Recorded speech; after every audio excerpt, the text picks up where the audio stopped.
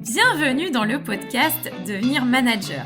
Je suis Elodie Landreau, ancienne manager et aujourd'hui coach professionnel. Pour les managers qui veulent développer leur confiance, communiquer de manière authentique et affirmée et vivre leur quotidien avec plus de joie. Devenir manager, c'est à la fois une aventure passionnante et enrichissante, mais aussi solitaire, challengeante, parfois décourageante. Dans ce podcast, des managers s'expriment en toute transparence sur leurs difficultés, leurs réussites, leur vision du métier, leurs bonnes pratiques. Laissez-vous inspirer par leurs expériences et leur énergie et devenez un manager confiant et serein. Aurel, je suis ravie de t'accueillir sur ce podcast. Pour commencer, je vais te laisser te présenter, toi et ton parcours managérial. Eh bien, écoute, je suis ravie également. Pour me présenter rapidement, donc je m'appelle Aurel Montanger, j'ai aujourd'hui 34 ans et je suis manager depuis presque 7 ans maintenant. Aujourd'hui, je commence à être manager de manager, c'est un peu le début d'autre chose, et j'ai commencé en étant vraiment manager d'une personne. On appelait ça même coach à l'époque dans la boîte où j'étais, qui était Econocom. C'était un peu le passage obligé qui était assez ingrat en fait. Parce que ça t'obligeait d'être coach d'une personne. Alors, à côté de ça, tu n'avais aucune augmentation salariale, aucune valorisation, on va dire, d'un point de vue vraiment de titre, à part de dire que tu coachais une personne. Et par contre, tu avais finalement un deuxième job parce que tu avais une personne que tu accompagnais, que tu faisais monter en puissance, qui souvent, en plus, était un profil jeune diplômé, donc pour lequel il y a quand même pas mal de choses à mettre en place. Mais ça permettait vraiment d'éprouver quelque part, est-ce que c'est fait pour moi ou pas? Et d'ailleurs, il y en a certains qui ont fait cette année de coaching et qui ont dit après non. Et finalement, c'est peut-être aussi une bonne chose parce que finalement, il n'y avait pas beaucoup entre guillemets, de dégâts sur le fait de se rendre compte que le management, ce n'était pas fait pour soi. Moi, ça m'a plu et du coup, après, j'ai continué. J'ai eu des équipes, beaucoup sur du management de proximité, sur des profils type commerciaux. J'étais directrice commerciale essentiellement. Et donc, des profils avec du tempérament, avec des ambitions, avec des choses à apprendre beaucoup, parce que c'est aussi les profils vers lesquels je me tourne et qui m'intéressent. Je ne sais pas si c'est un bon exposé de mon parcours managérial, mais disons que pour compléter, j'ai voulu à un moment donné, dans mon parcours managérial, j'ai eu beaucoup d'apprentissage externes. Les premiers apprentissages externes que j'ai eus, c'était via ma première boîte, donc Econocom, où il y avait en fait une formation pour les managers. Une fois que tu passais manager, tu avais une formation. Et où là, vraiment, on avait des formateurs qui venaient, qui nous accompagnaient sur plusieurs années. Donc, c'était vraiment quelque chose d'à la fois très conceptuel au démarrage et après très concret, puisqu'on prenait beaucoup d'exemples de notre vie de manager. Après, ça avait le biais d'être une formation qui était très ancrée par la boîte, par les valeurs de la boîte et par la façon dont elle fonctionne, ce qui est tout à fait compréhensible d'un point de vue de l'entreprise, mais qui du coup crée un peu un masque sur ta façon de manager. Je m'en suis rendu compte après, à un moment donné, je me suis dit, mais est-ce que je fais ça parce que je pense que c'est juste ou parce que je pense que c'est ce que l'entreprise attend de moi? C'est une grande question que les managers, je pense, vont tous se poser à un moment ou à un autre.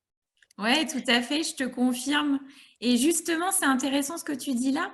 Comment tu as fait, toi, pour gérer cette espèce de dualité entre les valeurs d'une entreprise, la stratégie, et puis toi, tes propres valeurs et ta propre vision des choses? De façon hyper honnête, dans un premier temps, je ne l'ai pas géré et j'ai plutôt été assez mauvaise. Au démarrage, j'étais vraiment la bonne élève. J'avais envie que mes managers soient contents de ma façon de manager. J'avais envie de correspondre aux standards de l'entreprise. J'avais beaucoup d'ambition. J'avais vraiment envie d'évoluer. Et donc, c'était ça mon objectif premier. Et en cours de route, je me suis rendu compte que j'étais en train de me tromper et que mon objectif premier, c'était d'être là pour mon équipe et de défendre mon équipe auprès de mes managers. Comme c'était une version quand même très top-down, c'était pas venu de façon innée. Et c'est venu plutôt en se faisant. C'est venu quand je me suis rendu compte que il y avait une pression qui était hyper forte sur les équipes et que je faisais pas mon job, qui était en fait, de la retirer et de les mettre dans les meilleures dispositions pour qu'eux puissent se développer. Donc, au début, je ne l'ai pas géré. Ça, c'était le premier temps. Après, c'est toujours un peu la même chose. Au début, on ne sait pas qu'on est en train de se planter. Après, je me suis rendu compte que j'étais en train de me planter. Donc, j'ai réfléchi à comment faire différemment. Entre-temps, j'ai changé d'environnement professionnel, on va dire, sur cette période-là. Et du coup, ça m'a beaucoup aussi aidé finalement à arriver sur un nouveau poste et de décider d'être le manager que j'avais envie d'être. Et donc de garder évidemment tout ce que j'avais pu apprendre, qui était quand même hyper précieux dans mes formations et dans mes premières années de management, mais d'y mettre un peu plus de conscience, un peu plus de moi-même et d'avoir aussi la capacité d'avoir aussi des échanges un peu plus directs avec le haut de l'entreprise finalement et de défendre un peu les idées différemment quand il y a besoin. C'est aussi quelque chose qui m'a permis de mettre ça beaucoup plus en face. Et tu dis, j'ai pu devenir le manager que j'avais envie d'être. Tu avais envie d'être quel manager? J'avais envie d'être un... Alors, c'est toujours un travail évidemment en cours parce que, par exemple, en Gestalt thérapie, on parle d'une mère suffisamment bonne ou d'un père suffisamment bon. Moi, je pense qu'on peut aussi parler d'un manager suffisamment bon. C'est le manager qui n'est pas parfait et qui, de temps en temps, commet des erreurs parce que c'est une personne humaine qui évidemment, peut un jour être trop fatiguée, peut ne pas avoir le recul nécessaire. Il faut avoir tout un tas de choses qui font que ce n'est pas parfait, mais qui, on va dire, dans la grande majorité de ses actions et de ses positions de manager, fait les bonnes choses. Et donc, pour moi, ce qui était important, c'était d'être capable de prendre des décisions, d'être capable de trancher, même quand ce n'était pas quelque chose d'agréable. Ça a été une des choses les plus difficiles pour moi, de pas toujours être le bon flic, si je puis dire, mais parfois de prendre des décisions en sachant qu'elles ne seraient pas comprises à l'instant T et qu'elles seraient peut-être comprises dans 1 an, 2 ans, 3 ans. Ça a été le cas de certaines décisions. On est revenu me voir 3 ans après en me disant, tu sais, la fois où tu as pris cette décision, je t'en ai beaucoup voulu. Et maintenant, avec le recul, je te remercie parce que c'est exactement ce qu'il fallait. Donc, c'est bien quand ça arrive, mais pendant 2 ans, quand même, tu attends que ça arrive. Et parfois, ça n'arrive jamais, ce moment où on te dit que finalement, tu as bien fait d'appuyer un petit peu là où ça fait mal. Donc, je voulais être quelqu'un qui sait prendre les décisions. Je voulais être un manager inspirant dans le sens où je voulais aussi donner envie aux gens de se dépasser, donner envie aux gens de monter en compétences, d'être bons, d'avoir confiance en leur propre potentiel et les guider pour qu'ils puissent le faire, donc accepter qu'il y ait des erreurs, accepter aussi qu'il y a des façons de faire qui ne soient pas les mêmes que les miennes. C'est pas non plus le sujet le plus simple parce que quand on a un petit peu d'expérience, on sait ce qui fonctionne bien, ce qui fonctionne vite. Et donc, on a un peu envie parfois de le faire calquer dans ses équipes et ce n'est pas comme ça que ça fonctionne. Alors, ça fonctionne avec certains collaborateurs. Il y en a qui fonctionnent très bien sur de la reproduction et qui comprennent après. Et puis, il y en a qui ont besoin de comprendre avant et donc de se tromper, de faire un peu par eux-mêmes avant de le faire, donc de s'adapter au rythme. Et j'avais envie d'être un manager qui dépasse le cadre professionnel, pas dans le sens d'être un manager copain-copain, parce que je n'y crois pas, mais d'être un manager qui veille aussi à ce que les gens soient heureux de venir bosser, à ce qu'ils aient un bon équilibre de temps entre le travail et leur vie personnelle et qui pensent à cet équilibre.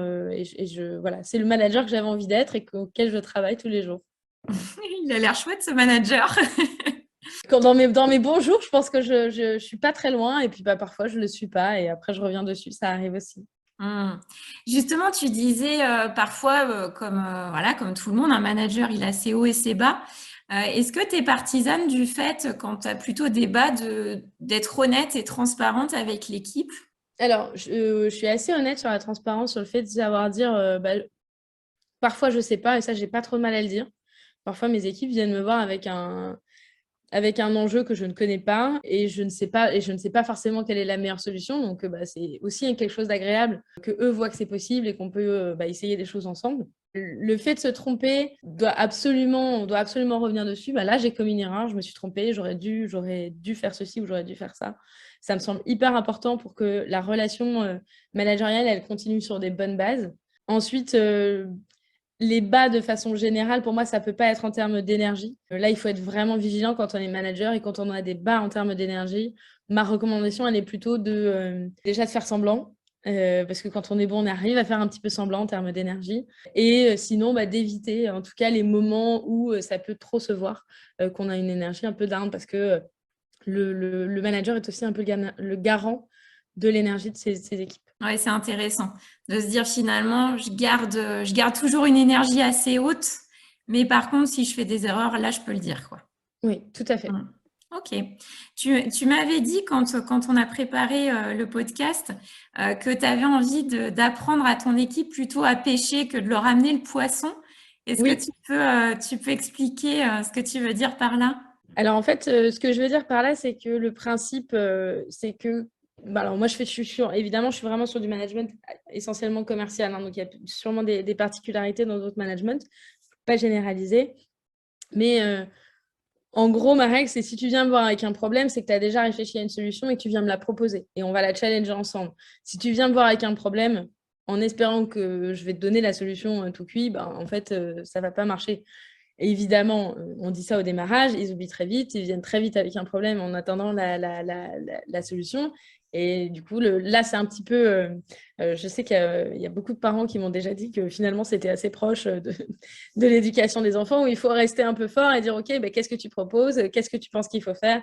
Et de tenir, même si en fait, ça irait beaucoup plus vite de leur donner la solution qu'on a. Mais pour moi, l'enjeu, c'est de les former à ce qu'ils arrivent à faire le plus de choses par eux-mêmes.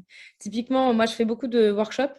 Donc, on a beaucoup d'ateliers de montée en compétences où on va prendre finalement les exercices du quotidien qu'on va avoir dans nos missions. Ça peut être un rendez-vous client, ça peut être un entretien, ça peut être une présentation, ça peut être tout un tas de choses. En fait, tout ce qu'on va être capable de faire, on va le faire en workshop. Le workshop, c'est une bulle de confiance capitonnée où on peut tout essayer. Parce qu'il n'y a pas d'impact, il n'y a il y a rien de catastrophique qui peut s'y passer. On prépare quelque chose, on a envie de tenter une façon de le présenter ou de faire, et puis on va regarder ce que ça donne. Et derrière, à chaque fois, il y a le même format où on va débriefer. Et chacun va s'auto-débriefer et les autres vont le débriefer de ce qui était bien et de ce qui était amélioré. C'est très, très dur d'insister sur ce qui était bien, parce que tout le monde veut toujours aller sur ce qui a été amélioré. Mais en fait, le vrai enjeu de ces exercices, il est évidemment de tous monter en compétence sur l'exercice en lui-même, mais il est aussi de monter en compétence sur le débrief. Parce qu'en fait, quand tu es capable toi-même, quand tu fais un exercice, de dire à la fin ce que tu as bien fait, ce que tu aurais pu faire mieux, ben en fait, ça y est, tu es en moment vraiment où tu passes un palier de montée en compétence. Et c'est toujours en étant dans ce mode de proposition, de réflexion et de faire par soi-même qu'on y parvient et qu'on devient 100% autonome sur son job, avec la capacité donc d'évoluer sur d'autres choses, soit de l'expertise, soit du management, puisqu'évidemment, le management, ce n'est pas le seul chemin qu'on peut emprunter, évidemment. Et justement, ça me fait penser un peu au feedback que les managers peuvent faire. En termes de communication, qu'est-ce que tu as mis en place dans tes équipes? Alors moi, j'ai des routines qui évoluent. Je fais évoluer mes routines tous les 6 mois à 1 an. Alors, elles évoluent pas énormément. On va changer le moment, on va changer la fréquence, mais on ne change pas les événements, entre guillemets. Mais c'est toujours assez intéressant de changer le rythme, parce qu'au bout d'un moment, ça devient lassant, et donc changer le rythme, ça permet d'avoir une nouvelle dynamique. Et les rendez-vous qui sont indispensables pour moi, c'est les rendez-vous hebdo sur la partie business, parce qu'on a besoin de challenger un petit peu finalement les actions, le quotidien, et puis d'avoir que eux puissent avoir ce moment où ils demandent de l'aide. Voilà ce dont j'ai besoin. C'est d'ailleurs prévu dans le point. Il y a ce moment, OK, de quoi tu as besoin de ma part cette semaine? Et ça, c'est aussi quelque chose d'important. Apprendre à ses équipes à manager son manager. Donc finalement, à l'utiliser. Voilà, j'ai besoin de toi pour passer telle barrière chez un client, par exemple. J'ai besoin de toi à tel rendez-vous pour être comme ça. J'ai un sujet que je ne maîtrise pas, j'aimerais bien qu'on le retravaille ensemble. Moi, mon job est aussi d'être à cette dispo-là. Et donc, il y a ce rendez-vous hebdo. Ensuite, on a un rendez-vous mensuel qui est tout sauf du business. On n'a pas le droit de parler du business. Et bon, là, on est plutôt sur voilà, comment ça va? Comment tu te sens? Comment ça se passe en termes de montée en compétences, justement? Comment tu te sens par rapport à ta montée en compétences? Qu'est-ce que tu avais décidé de mettre en place le mois dernier et comment ça a fonctionné? Mais encore une fois, pas sur une partie business, mais vraiment compétences. Comment ça se passe avec l'équipe? Comment ça se passe dans l'entreprise? Et on va rentrer un petit peu dans le détail de ce thermomètre pendant 45 minutes tous les mois. Ça, c'est les rendez-vous qui sont individuels. Ensuite, il y a des rendez-vous d'équipe. Alors, il y a évidemment des rituels de mise en place au démarrage de l'équipe. Moi, je fais des réunions dès qu'on a quelques rentrées en fait, dans l'équipe, que l'équipe grossit. On remet à plat finalement la façon dont l'équipe fonctionne ensemble, ce qu'on attend d'une équipe, comment on se définit, et puis les rituels et les rendez-vous qu'on va se donner. Moi, aujourd'hui, j'ai une équipe très remote parce que j'ai une équipe qui est partout en France. Donc, historiquement, j'avais des équipes toujours sur un plateau où, tu sais, tu envoies l'énergie physiquement, finalement, en étant là, en étant avec tout simplement avec les collaborateurs. Là, c'est assez différent puisque j'ai des équipes à Nantes, à Lille, à Lyon, à Marseille-Aix. Donc, forcément, c'est un petit peu différent. Et donc, nous, on a des rendez-vous quotidiens qui sont soit des rendez-vous juste pour se raconter comment on va, soit des rendez-vous, en fait, c'est un jour sur deux un rendez-vous pour se raconter comment on va et un jour sur deux pour un sujet business qu'on a sur lequel on partage, pour avoir du lien, démarrer la journée, mettre l'énergie où il faut. Et le Ouais. dernier type de rendez-vous, du coup, parce que je suis notamment dans cette dynamique remote, c'est de faire un séminaire de travail trimestriel. On se rejoint tous à un même endroit.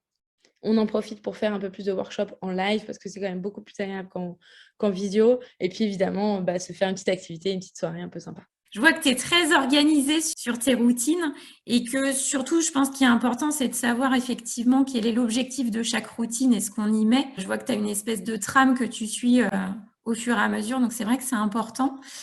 Tu évoquais là le fait d'avoir effectivement des équipes en distanciel, c'est de plus en plus le cas parce que même quand on a des équipes finalement dans le même endroit, maintenant il y a beaucoup de télétravail. Comment les équipes le vivent et comment toi tu le vis en tant que manager, notamment en termes de confiance? Je pense que déjà, le travail en distanciel, il n'est pas fait pour tout le monde. Il y a des profils, en fait, qui vont jamais s'épanouir en étant seul, autonome.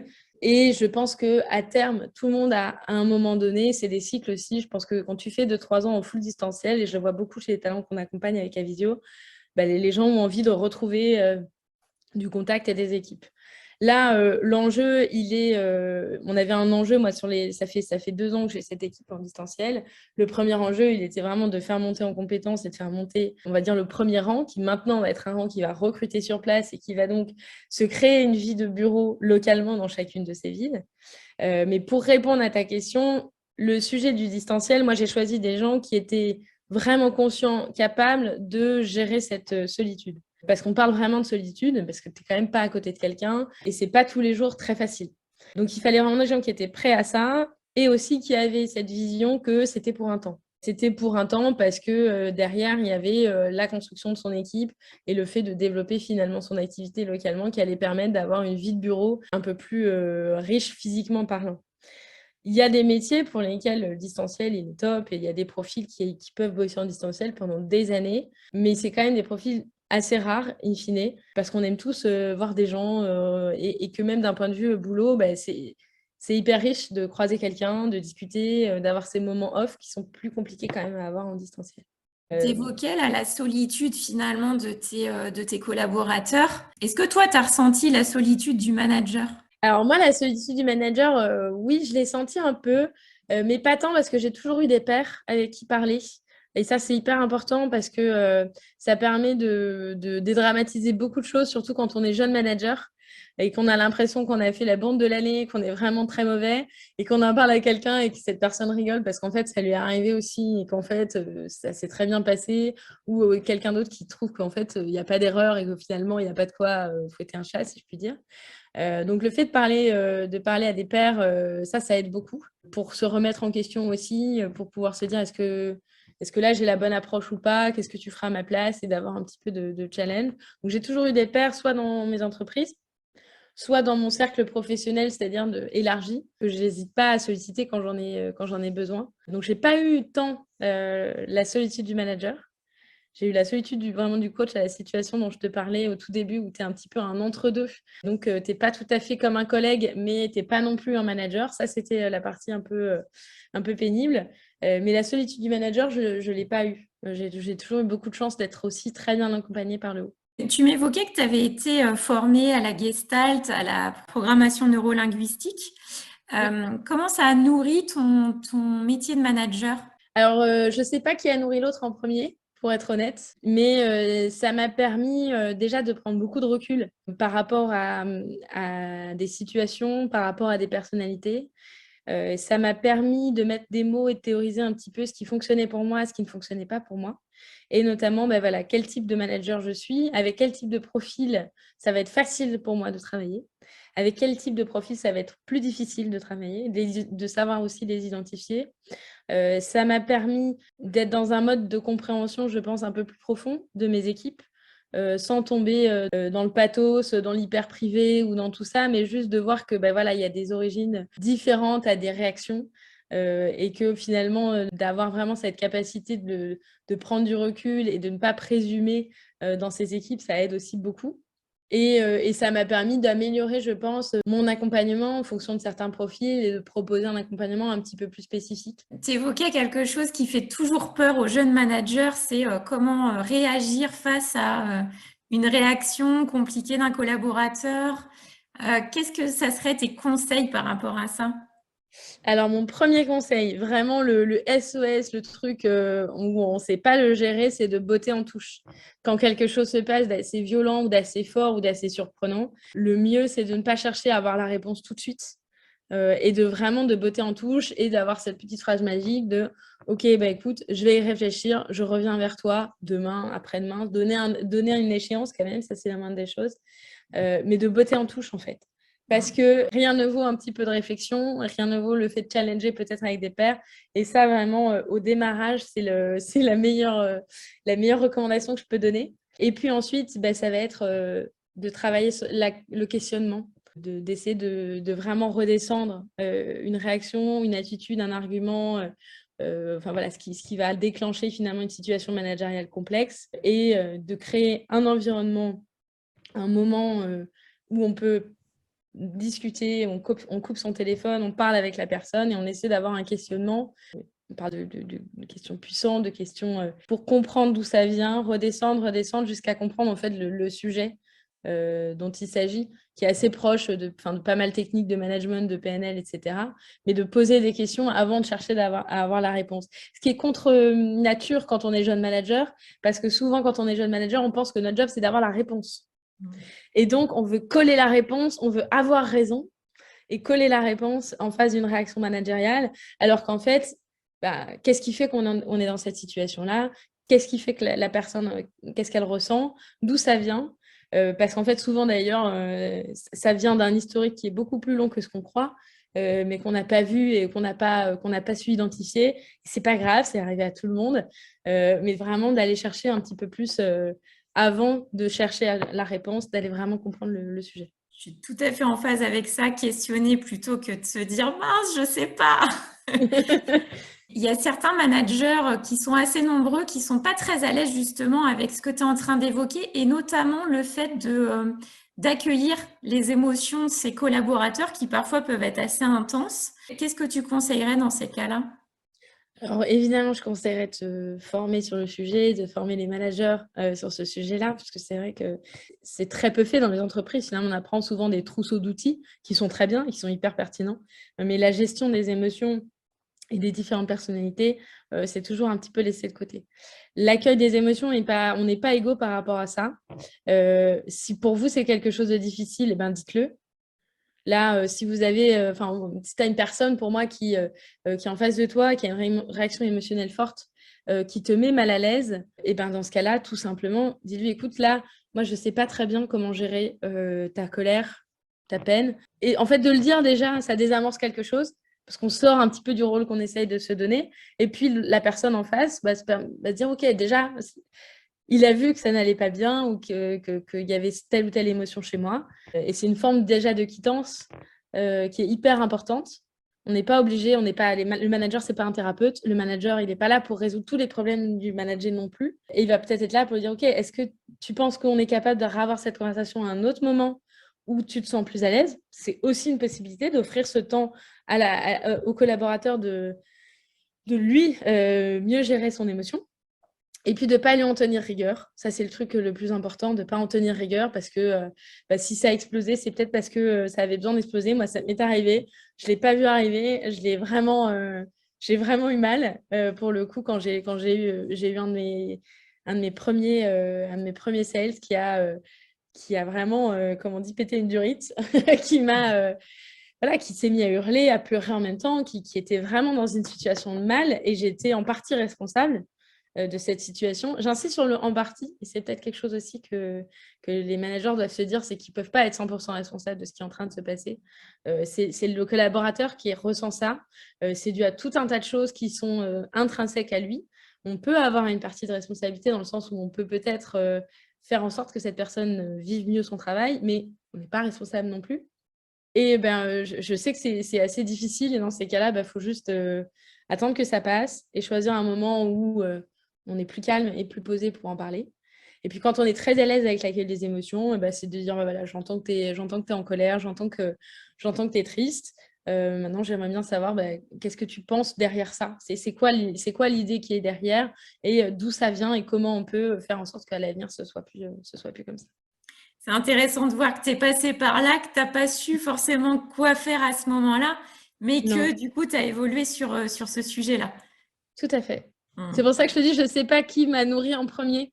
Et je pense que c'est l'envie d'avoir un peu plus de connaissances sur comment fonctionne l'être humain dans ces situations aussi qui m'a poussée à faire des formations annexes en Gestalt ou en PNL. Ok. Quel conseil t'aurais aimé avoir quand tu as démarré jeune manager? Le conseil que j'aurais vraiment aimé avoir et qui est un des premiers que je donne dans mes équipes qui passent manager ou quand j'accompagne des gens dans leur premier job de manager, c'est de se poser la question quel manager je veux être. Ça semble peut-être un peu bête, mais moi, je ne me l'étais pas posée. Je n'avais pas l'impression que j'avais le droit ou que je devais me la poser. Et c'est vraiment ça qui détermine beaucoup de choses parce que quand on se pose cette question, je vais être quel manager? Derrière, il y a tout un tas de choses qui vont découler de ça, qui va être de se dire, OK, le manager que je vais être, comment il réagit aux situations? À telle ou telle situation, quel va être son comportement? Et finalement, de travailler sur ça en amont d'avoir les situations qui arrivent, ça donne une grille de lecture quand la situation arrive qui est beaucoup plus simple, qui est plus apaisée pour être le plus proche possible du type de manager qu'on veut être. Ok, super. Merci beaucoup, Aurèle. Mais de rien, c'était un plaisir. Si vous avez aimé ce podcast, faites-le découvrir à d'autres managers. Mettez une note et un commentaire sur votre plateforme d'écoute préférée. Et puis si vous avez envie d'aller plus loin avec moi, je vous invite à aller sur ma chaîne YouTube Devenir Manager ou à me contacter sur LinkedIn pour qu'on échange ensemble.